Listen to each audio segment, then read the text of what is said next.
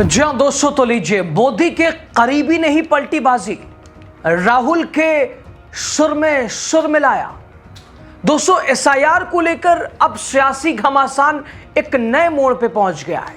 दोस्तों, अब तक इस मुद्दे पर सिर्फ विपक्ष ही आवाज उठा रहा था, लेकिन अब एनडीए के अंदर से ही विरोध के स्वर सुनाई देने लगे हैं। जी हाँ दोस्तों, जिस प्रक्रिया को लेकर कांग्रेस और पूरा इंडिया गठबंधन लगातार सवाल उठा रहा था, अब उसी प्रक्रिया पर बीजेपी के अपने सहयोगी भी सवाल खड़े करने लगे हैं। और सबसे दिलचस्प बात कि अब तक विपक्ष खुद एसआईआर का सबसे बड़ा विपक्ष अपने आप को पीड़ित बता रहा था, लेकिन अब सत्ता पक्ष में शामिल दल भी खुद को इससे प्रभावित महसूस करने में लगे हैं।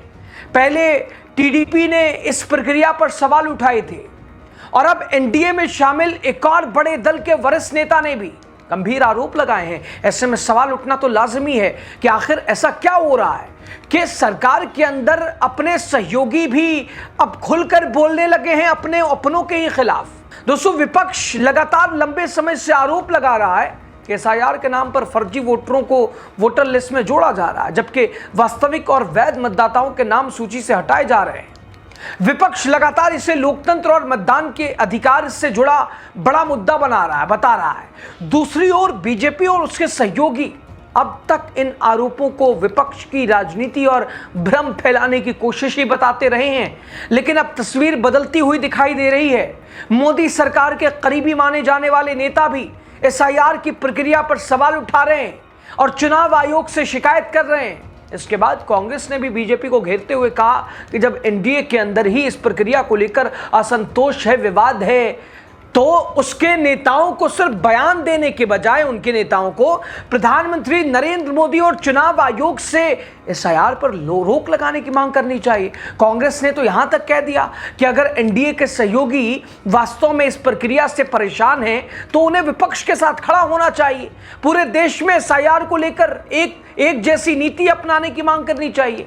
अब सबसे बड़ा सवाल यही है कि क्या एसआईआर को लेकर एनडीए के भीतर मतभेद बढ़ने लगा है, कि ये सिर्फ राज्यों की राजनीति है या फिर गठबंधन के अंदर किसी बड़े असंतोष की शुरुआत है। आखिर कांग्रेस को ऐसा क्यों लग रहा है कि अब बीजेपी अपने ही सहयोगियों से और उन्हीं के सवालों के घेरे में आ गई है। लास्ट तक बने रहिए। बताते हैं नमस्कार, बहुत स्वागत, आप द राजनीति का खास सेगमेंट देख रहे हैं। मैं हूं यासूब रजा। दोस्तों, जिस एसआईआर प्रक्रिया को लेकर पिछले कई दिनों से पूरे देश में एक तरह से सियासत गरमाई हुई है, जिस पर इंडिया गठबंधन लगातार सवाल उठा रहा है, जिसके खिलाफ विपक्ष सड़क से लेकर सुप्रीम कोर्ट तक, संसद तक लड़ाई लड़ रहा है, अब उसी एसआईआर को लेकर एक नया राजनीतिक मोड़ सामने आ गया है। क्योंकि अब सिर्फ विपक्ष ही नहीं बल्कि बीजेपी के अपने सहयोगी दल भी इस प्रक्रिया पर सवाल उठाने लगे हैं।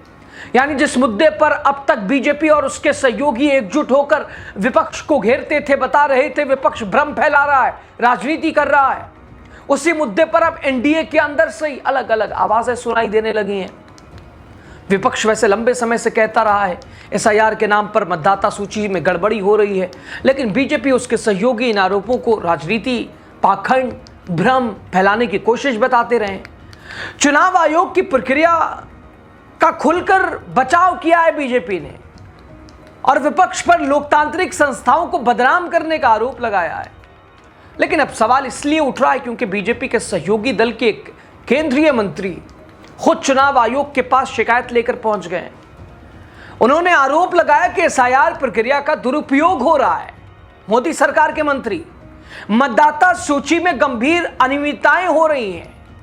ऐसे में विपक्ष कह रहा है कि जब यही बातें वो पहले से कहते आ रहे हैं, यही तो विपक्ष कह रहा है, ये तो राहुल गांधी कह रहे हैं, तब उनकी बातों को नकार दिया गया। लेकिन अब जब यही शिकायत एनडीए के अंदर से ही आ रही है तो क्या विपक्ष की आशंकाओं को पूरी तरह खारिज किया जा सकता है? और यही वजह है दोस्तों कि कांग्रेस अब बीजेपी पर और ज्यादा आक्रामक हो गई है। कांग्रेस का कहना है कि अगर एनडीए के अपने नेता ही एसआईआर पर सवाल उठा रहे हैं तो उन्हें सिर्फ चुनाव आयोग को पत्र लिखने तक सीमित नहीं रहना चाहिए, बल्कि प्रधानमंत्री नरेंद्र मोदी से भी इस पूरी प्रक्रिया पर दोबारा विचार करने की मांग करनी चाहिए। दूसरी तरफ बीजेपी और उसके सहयोगी दलों का कहना है कि उनका विरोध एसआईआर प्रक्रिया से नहीं बल्कि उसके कथित दुरुपयोग से है। इसी बीच कांग्रेस ये आरोप भी लगा रही है कि कर्नाटक की कांग्रेस सरकार को बदनाम करने, राजनीतिक माहौल बनाने के लिए इस पूरे विवाद को हवा दी जा रही है। हालांकि दोस्तों, इस आरोपों को बीजेपी और उसके सहयोगी स्वीकार नहीं करते हैं, अपनी शिकायतों को वास्तविक बताते हैं। अब सवाल यह कि आखिर सच क्या है? क्या वाकई एसआईआर को लेकर एनडीए के भीतर मतभेद उभरने लगा है? अपने ही अपनों का विरोध करने लगे हैं वो फिर एक केवल राज्यों की राजनीति का यह असर है? दोस्तों, क्या विपक्ष को अपने आरोपों के समर्थन में अब नया राजनीतिक आधार मिल गया है? आखिर कांग्रेस ने बीजेपी और उसके सहयोगियों के इन आरोपों का जवाब कैसे दिया है? इन सवालों का जवाब जानेंगे इस रिपोर्ट में, लेकिन सबसे पहले आपको पूरा मामला विस्तार से समझाते हैं। दरअसल दोस्तों, केंद्रीय मंत्री एचडी कुमारस्वामी ने कर्नाटक की कांग्रेस सरकार पर बड़ा हमला बोला है। उन्होंने आरोप लगाया कि राज्य सरकार मतदाता सूची के एसआईआर अभियान में भारी धांधली कर रही है। कुमारस्वामी ने दावा किया कि रामनगर में बड़े पैमाने पर गड़बड़ी हो रही है। उनका कहना है कि कांग्रेस सरकार सिर्फ रामनगर ही नहीं बल्कि पूरे कर्नाटक में सुनियोजित तरीके से एसआईआर प्रक्रिया की निष्पक्षता से समझौता कर रही है। उन्होंने चुनाव आयोग से इस मामले में तुरंत दखल देने की अपील की है। कुमारस्वामी ने कहा, रामनगर में खुलेआम हो रही गड़बड़ी इस बात का सबूत है कि पूरे प्रक्रिया को किस तरह से प्रभावित किया जा रहा है। उन्होंने मांग की है कि रामनगर की डिप्टी कमिश्नर को तत्काल निलंबित किया जाए और अपनी ड्यूटी में लापरवाही बरतने वाले सभी अधिकारियों को सेवा से हटा दिया जाए। इसके साथ ही केंद्रीय मंत्री ने कुछ वीडियो दिखाते हुए आरोप लगाया कि मुख्यमंत्री कार्यालय के प्रभाव में हजारों फर्जी वोटर बनाए जा रहे हैं और उनके नकली दस्तावेज तैयार किए जा रहे हैं। उन्होंने यह भी आरोप लगाया कि इन कथित फर्जी वोटरों में अवैध रूप से भारत आए बांग्लादेशी भी शामिल हैं। कुमारस्वामी का दावा है कि पिछले 4 से 5 वर्षों में कर्नाटक में 25 लाख से ज्यादा अधिक बांग्लादेशी रह रहे हैं जिन्हें कांग्रेस सरकार का संरक्षण मिल रहा है। उनका कहना है कि अकेले रामनगर में ही 10,000 से ज्यादा लोग मौजूद हैं। अब एसआईआर के बहाने इन्हें वोटर लिस्ट में शामिल करने की कोशिश की जा रही है। कुमारस्वामी ने मुख्यमंत्री डीके शिव कुमार की भी आलोचना की। उन्होंने कहा, मुख्यमंत्री के तौर पर उन्हें लोगों से नियमों के अनुसार सहयोग की अपील करनी चाहिए, लेकिन यहां लोगों को यह धमकाया जा रहा है, लोगों को ही धमकाया जा रहा है। उन्होंने इसे प्रशासन की पूरी तरह विफलता बताते हुए कहा कि लोकतंत्र पर हो रहे इस कथित हमले के खिलाफ चुप नहीं बैठेंगे। दोस्तों, उन्होंने कहा कि इस मामले से जुड़े सभी वीडियो, सबूत और दस्तावेज केंद्रीय गृह मंत्री अमित शाह चुनाव आयोग को सौंपे जाएंगे। साथ ही उन्होंने मांग की है कि चुनाव आयोग तुरंत कार्रवाई करे और दोषी अधिकारियों को निलंबित करे। एनडीए नेताओं का ये भी दावा है कि मतदाताओं को एसआईआर प्रक्रिया पूरी करने के लिए व्हाट्सएप ग्रुप बनाए गए हैं। बीजेपी का कहना है कि यह चुनाव आयोग के दिशा निर्देशों का स्पष्ट उल्लंघन है। दोस्तों, अब इससे मतदाता सूची पुनरीक्षण प्रक्रिया की निष्पक्षता पर सवाल खड़े हो रहे हैं। अब एनडीए की ओर से लगाए गए इन आरोपों के बाद विपक्ष का कहना है कि जब बिहार, उत्तर प्रदेश, पश्चिम बंगाल में यही आरोप विपक्ष तो लगा रहा था, विपक्ष चीख चीख कर कह रहा था कि जो आज केंद्रीय मंत्री बीजेपी कह रहे हैं मोदी सरकार के, वही तो विपक्ष कह रहा था। बीजेपी और उसके सहयोगी इन आरोपों को विपक्ष का एजेंडा बता रहे थे। लेकिन दोस्तों, अब जब मामला कांग्रेस शासित कर्नाटक का है तो कांग्रेस सरकार को बदनाम करने की कोशिश हो रही है।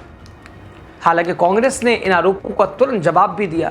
मुख्यमंत्री डीके शिव कुमार ने साफ कहा कि राज्य सरकार इस चुनावी प्रक्रिया में किसी भी तरह का हस्तक्षेप नहीं कर रही है। उन्होंने कहा, सरकार एसआईआर प्रक्रिया को लेकर बड़े पैमाने पर जागरूकता अभियान चला रही है। साथ ही यह भी बताया गया है कि करीब 4.5 करोड़ लोगों को जाति और आय प्रमाण पत्र ऑनलाइन डाउनलोड करने की सुविधा भी उपलब्ध कराई गई है। बांग्लादेशी घुसपैठ के आरोपों पर पलटवार करते हुए शिव कुमार ने कहा कि अगर वास्तव में बांग्लादेशी यहां मौजूद हैं तो बीजेपी बताए कि जब केंद्र और राज्य में उनकी सरकार थी तब उनके खिलाफ कार्रवाई क्यों नहीं की गई। उन्होंने कहा कि आलोचना होती रहती है लेकिन अच्छा काम हमेशा याद रखा जाता है। साथ ही उन्होंने कहा भरोसा भी दिलाया कि सरकार हर नागरिक के मतदान के अधिकार की रक्षा करेगी। इसके बाद कांग्रेस की ओर से कहा गया कि वो कर्नाटक के बीजेपी और जेडीएस नेताओं को चुनौती देते हैं कि अगर वो वास्तव में निष्पक्ष हैं तो बिहार और असम में एसआईआर के तहत मतदाताओं के नाम हटाए जाने को भी गलत बताएं। कांग्रेस का आरोप है कि एसआईआर प्रक्रिया लोकतंत्र और संविधान के खिलाफ है और इससे पूरे देश में तत्काल समाप्त किया जाना चाहिए। विपक्ष का कहना है कि चुनाव आयोग का एसआईआर अभियान मतदाताओं के नाम हटाने की एक ऐसी प्रक्रिया बन गया है जिसका उद्देश्य लोकतांत्रिक व्यवस्था को कमजोर करना है। दोस्तों, इस पूरे विवाद में बीजेपी अपने ही तर्कों में घिरती नजर आ रही है। दावा तो यहां तक हो रहा है कि कर्नाटक सरकार को बदनाम कर एसआईआर प्रक्रिया पर केंद्र का नियंत्रण बढ़ाने की कोशिश की जा रही है। हालांकि यह भी सवाल उठ रहा है कि अगर कुमारस्वामी के आरोप सही हैं तो क्या एनडीए के अंदर ही अब एसआईआर को लेकर मतभेद उभरने लगे हैं? क्या यह मुद्दा आगे चलकर गठबंधन के अंदर असहज स्थिति पैदा कर सकता है? फिलहाल कांग्रेस पूरी तरह सतर्क नजर आ रही है। तो एसआईआर को लेकर सियासत अब सिर्फ विपक्ष और बीजेपी के बीच की लड़ाई नहीं रह गई है। जब एनडीए के अंदर से ही सवाल उठने लगे तो आने वाले दिनों में यह विवाद और गहरा हो सकता है, संभावनाएं जताई जा रही हैं। देखना होगा चुनाव आयोग और केंद्र सरकार इन सवालों का क्या जवाब देती है। जवाब देती भी है या वैसे ही हर मुद्दों की तरह इसे भी वैसे ही कौन है बोलने वाला? क्या यह मुद्दा आगे चलकर देश की राजनीति की दशा तय करेगा? फिलहाल इस रिपोर्ट में इतना ही। आपकी खबर पे, विश्लेषण पे जो भी राय हो जरूर बताइएगा। आप क्या सोचते हैं, राय दीजिए। बहुत बहुत शुक्रिया आपका।